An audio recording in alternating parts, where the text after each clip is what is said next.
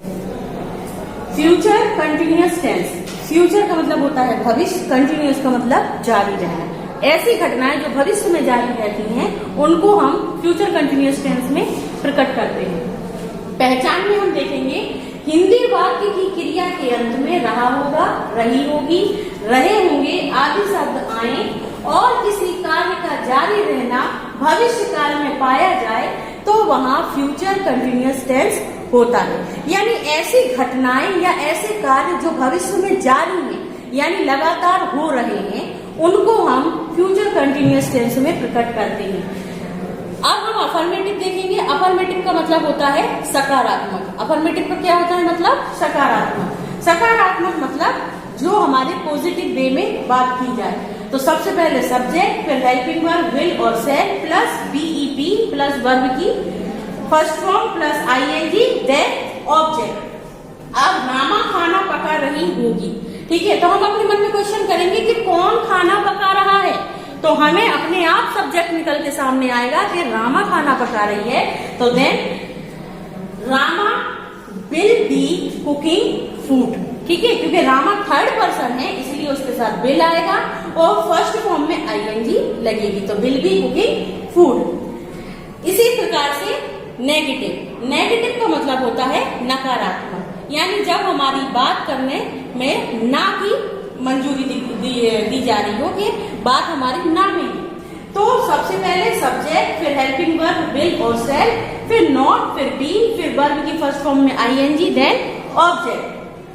वह इस समय नहीं सो रही होगी तो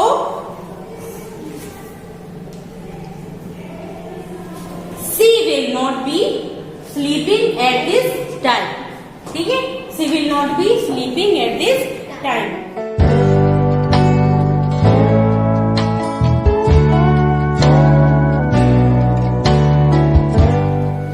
देखिए आप लोग फ्यूचर कंटिन्यूअस टेंस के अफर्मेटिव और नेगेटिव रूल्स के बारे में जान चुके और आपने एग्जाम्पल भी देखे, ठीक है।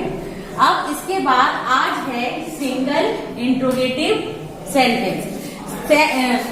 जो इंट्रोगेटिव होते हैं वो दो प्रकार के होते हैं। इंट्रोगेटिव कितने प्रकार के होते हैं? दो प्रकार के, एक सिंगल इंट्रोगेटिव और एक डबल इंट्रोगेटिव।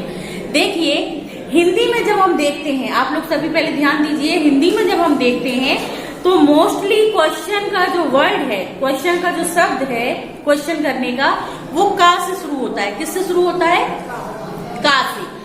का से शुरू होता है। तो जैसे क्या, कहाँ, कैसे इत्यादि, यानी मोस्टली जो भी क्वेश्चन वर्ड हैं वो का से शुरू होते हैं।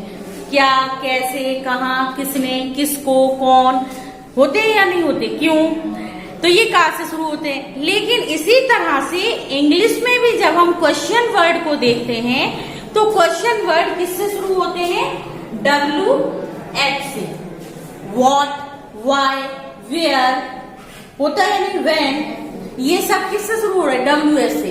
केवल एक क्वेश्चन वर्ड जो है आपकी नॉलेज में अभी, ऐसे तो बहुत सारे होते हैं लेकिन जो सिंपली आप देखते हो मोस्टली क्वेश्चन वर्ड, उसमें एक हाउ, HOW, हाउ ऐसा है जो H से स्टार्ट होता है, अन्यथा मोस्टली किससे शुरू होते हैं? WH से। मोस्टली वर्ड किससे शुरू होते हैं? WH से। तो कभी कभार हम जब स्ट्रक्चर लिखते हैं तो WH वर्ड भी लिख देते हैं ताकि बच्चों को पता चल जाए कि यहाँ पर क्वेश्चन वर्ड आना है, ठीक है। तो अभी हमने लेकिन क्वेश्चन वर्ड स्ट्रक्चर में लिखा है।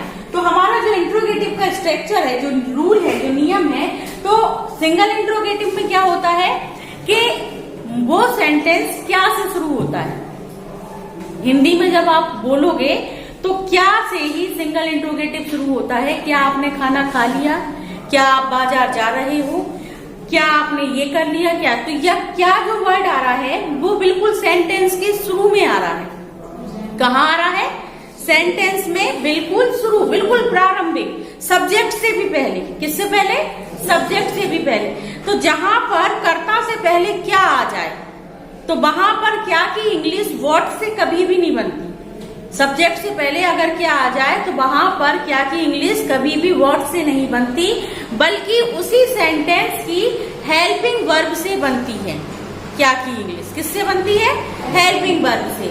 ठीक है, तो यहाँ पर इस स्ट्रक्चर में आप वही देखेंगे, सबसे पहले हेल्पिंग वर्ब विल और शैल, उसके बाद सब्जेक्ट, उसके बाद बीईबी, और फिर वर्ब की फर्स्ट फॉर्म में ING and the last object और क्वेश्चन मार्क। ये इसका स्ट्रक्चर है।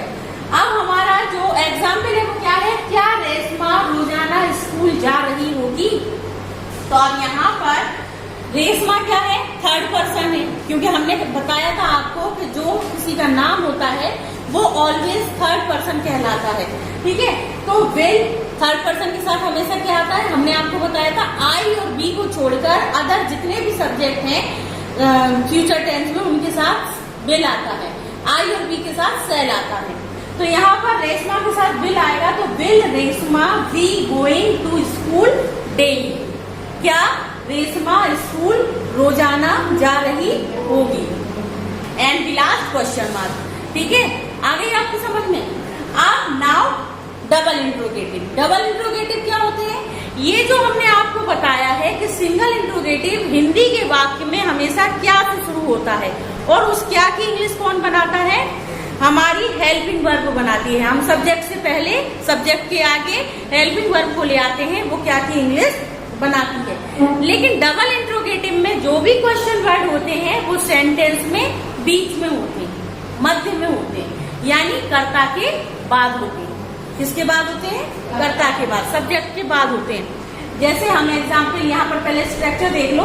सबसे पहले जब हम ऐसे सेंटेंसेस को ट्रांसलेट करते हैं तो सबसे पहले क्या आता है? Question word. जो भी उस सेंटेंस में प्रश्नवाचक शब्द होता है, क्वेश्चन वर्ड होता है, उसकी इंग्लिश सबसे पहले बनाई जाती है। ठीक है, उसके बाद हेल्पिंग वर्ब का यूज किया जाता है, उसके बाद सब्जेक्ट, फिर बीईबी, फिर वर्ब की फर्स्ट फॉर्म में ING and the last object. और या आप कोई भी स्ट्रक्चर देखें तो आप उसमें ये देखें कि आपको किसी भी टेंस का केवल अफर्मेटिव का नियम जो है वो याद रखना है। अफर्मेटिव के रूल को याद कर लेंगे, आप चारों रूल याद कर सकते हैं। अफर्मेटिव के रूल याद कर लिया, अब आपको नेगेटिव बनाना है, तो नेगेटिव का मतलब हेल्पिंग वर्ब के बाद नॉट लगाना। ठीक है, तो अफर्मेटिव का रूल याद है, तो आप नेगेटिव बनाने को बोलेंगे तो आप हेल्पिंग वर्ब के बाद उसमें नॉट लगा देंगे। अगर सिंगल इंट्रोगेटिव बनाने के लिए बोला जाएगा तो आप उसी सेंटेंस के, उसी अफर्मेटिव रूल में जो हेल्पिंग वर्ब है उसको सब्जेक्ट से पहले ले आएंगे, कर्ता से पहले ले आएंगे, तो आपका सिंगल इंट्रोगेटिव बन जाएगा। यदि हम आपसे बोले कि इसका डबल इंट्रोगेटिव बनाना है तो जो भी क्वेश्चन वर्ड होगा उसको सबसे पहले लिखकर और आप क्वेश्चन वर्ड के बाद से पूरा जो रूल है वो सिंगल इंट्रोगेटिव का लगा देते हैं। आपको सिंगल इंट्रोगेटिव का जो रूल है वो आपको पता है तो आप कभी भी डबल इंट्रोगेटिव बनाने में कंफ्यूज नहीं होंगे, क्योंकि आपको क्वेश्चन वर्ड की इंग्लिश लिखने के बाद सीधा पूरा रूल जो है सिंगल इंट्रोगेटिव के अनुसार उसको ट्रांसलेट कर देना। अंडरस्टूड? अब देखिए हमारा एग्जाम्पल क्या है, वह क्यों उसे पीट रहा होगा। ठीक है, तो वाई विल, देखो वही रूल आ गया ना, वाई हमने क्वेश्चन वर्ड जो हमारा क्यों था उसकी ट्रांसलेट करते समय अंग्रेजी बनाई, why will he be beating him, और लास्ट में क्वेश्चन मार्क। ठीक है, तो ये क्या है आपका, ये आपके चारों प्रकार हो गए। फ्यूचर कंटिन्यूअस में आपने अफर्मेटिव, नेगेटिव और single interrogative and last double interrogative के स्ट्रक्चर और एग्जाम्पल देख लिए। अब हम कुछ एग्जाम्पल आप लोगों के सामने हमने यहाँ लिख दिए, इनको हम ट्रांसलेट करेंगे, तो आप लोग इसको ध्यान से समझिए। जैसे पहला है, वह इस समय स्कूल में खेल रहा होगा, तो हमें स्ट्रक्चर के अनुसार जो इसका रूल है उसके अनुसार पहले हिंदी वाक्य को तोड़ लेना चाहिए। तो वह हमारा सब्जेक्ट है, सब्जेक्ट के बाद आती है क्रिया, तो वह खेल रहा होगा स्कूल में इस समय, वह खेल रहा होगा स्कूल में इस समय, तो ये अपने आप रूल के अनुसार बन जाता है। आगे सबके समझ में, तो यहाँ पर देखिए वह ये वह के साथ हमारी हेल्पिंग वर्ब क्या आएगी? विल। ही विल खेल रहा होगा, ही विल बी खेल रहा होगा तो playing, he will be playing. कहाँ खेल रहा होगा? स्कूल में, तो इन द स्कूल। और लास्ट में इस समय, at the time. Eight this time भी हो सकता है और एट द टाइम भी हो सकता है, दोनों इक्वल होते हैं। एट द टाइम और एट दिस टाइम सेम है।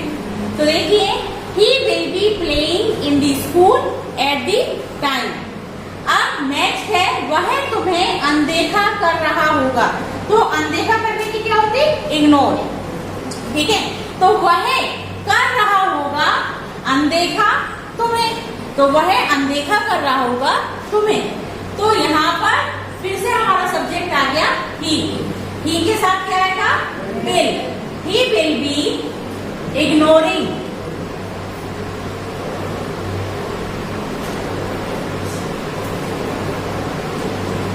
यू।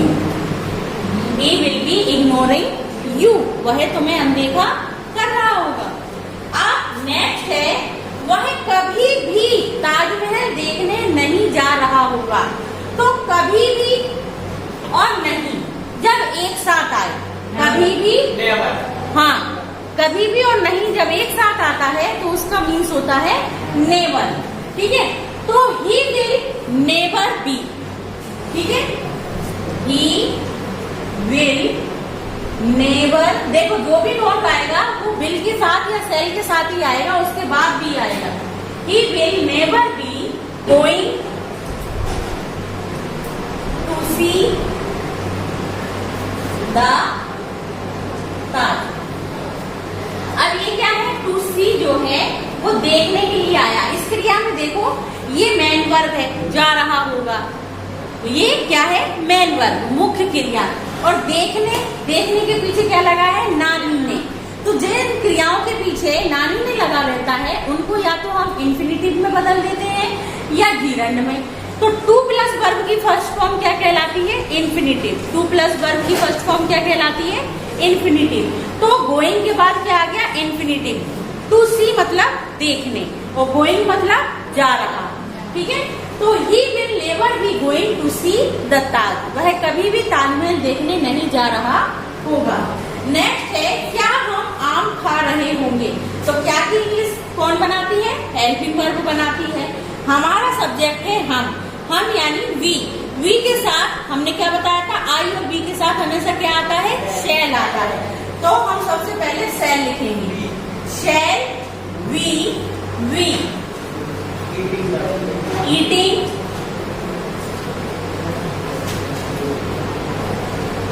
मैंगो। अब इसको बहुवचन बना देंगे क्योंकि एक आम नहीं खा रहे होंगे। क्या हम आम खा रहे होंगे? ठीक है, तो हम हमेशा प्लूरल वर्ड होता है। हम क्या होता है? हमेशा प्लूरल। सिंगुलर आई होता है और प्लूरल हम होता है। तो हम खा रहे होंगे, इसका मतलब काफी लोग होंगे, तो इसलिए मैंगोज ऑटोमेटिकली आ जाएगा। ठीक है, नेक्स्ट है, लड़के किसके साथ खेल रहे होंगे। तो यहाँ पर हमारा क्वेश्चन वर्ड है किसके, लेकिन हम इसको एक साथ लेंगे। किसके साथ? दरअसल किसके यहाँ पर हमारा क्वेश्चन वर्ड भी है और किसके हमारा ऑब्जेक्ट भी है।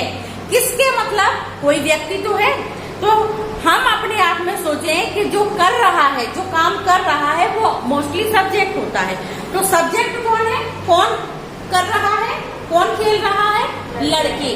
ठीक है, अब लड़के खेल रहे हैं किसके साथ? तो किसके यानी कोई दूसरा व्यक्ति है जिसके साथ लड़के खेल रहे हैं। तो दूसरा, फर्स्ट पर्सन हमेशा क्या होता है? सब्जेक्ट, और सेकंड पर्सन क्या होता है? ऑब्जेक्ट। तो किसके साथ?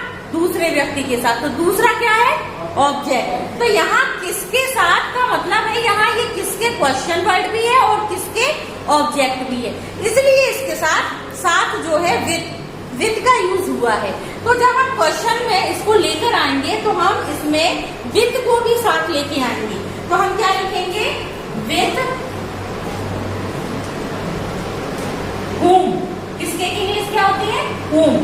with whom will the boy